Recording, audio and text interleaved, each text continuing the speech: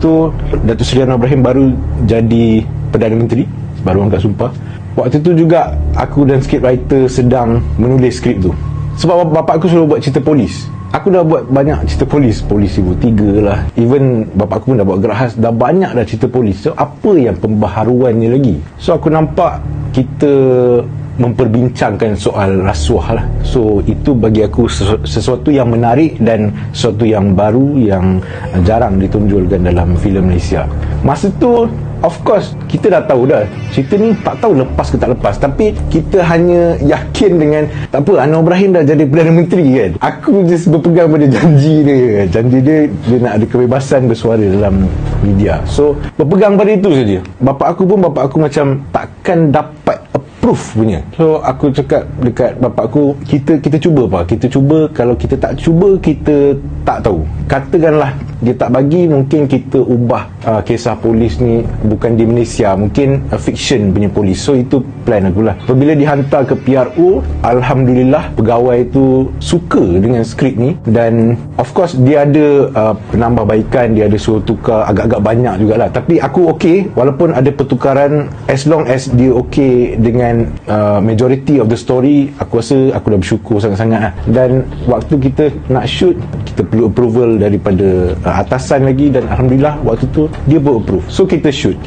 dah habis editing semua. Ada satu lagi tapisan, which is lembaga penapisan filem, lembaga yang paling ditakuti pengarah filem Malaysia, sebab di sinilah yang selalunya akan dipotong. Somehow waktu tu dia mengambil masa sedikit lama menapis untuk tonton filem Sherif. Aku difahamkan LPF dia panggil ramai polis daripada PDRM untuk tonton filem ni, dan alhamdulillah juga somehow tak ada satu pun yang kata jangan tayang. Aku bersyukur alhamdulillah, tapi aku rasa besar kemungkinan yang memang guts aku mengatakan pasal masa dah berubah. Ini waktu Datuk Seri Anwar Ibrahim. Aku just berharap kita teruskan perkara ini. Aku bukan orang yang suka berpolitik, nak cakap pasal politik. Aku harap kalau next siapa-siapa lah jadi Perdana Menteri, kita ikutlah contoh yang telah dibuat ni, kerana aku rasa kebebasan bersuara dalam filem ni sangat penting.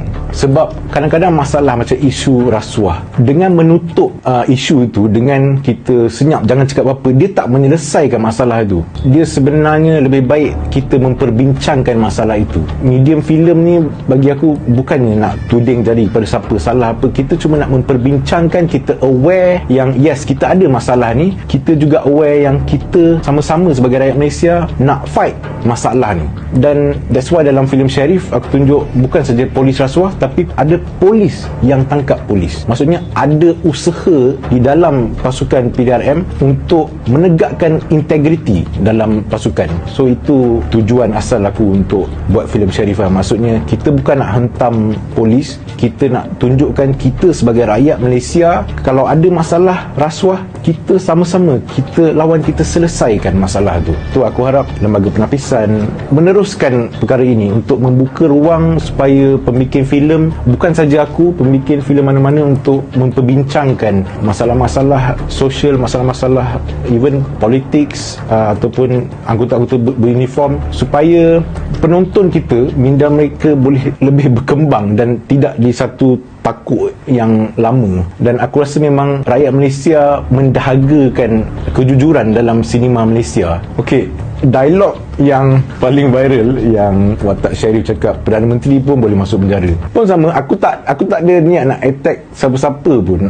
Aku just sebenarnya it's just stating the facts. Sebenarnya banyak je dalam dunia ni Perdana Menteri yang masuk penjara. Dia cuma kenapa dia viral sebab sebenarnya dekat Malaysia ni pertama kali LPF lepaskan. Itu aja. Filem aku banyak kena potong dengan LPF sebelum-sebelum ni, which aku sebenarnya aku tak suka LPF. Tapi somehow aku rasa LPF perlu wujud di Malaysia sebab negara kita ni agak unik. Dia ada berbilang bangsa, ada berbilang agama.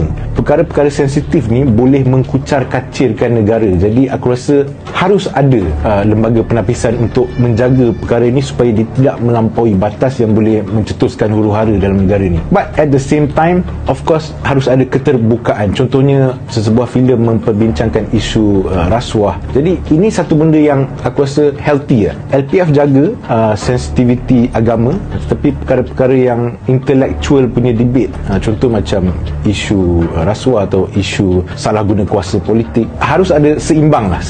Sebab kita di Malaysia, kita harus, bagi aku, kita harus ada lembaga penapisan. Kita sebuah negara yang unik, yang berbilang bangsa, berbilang agama.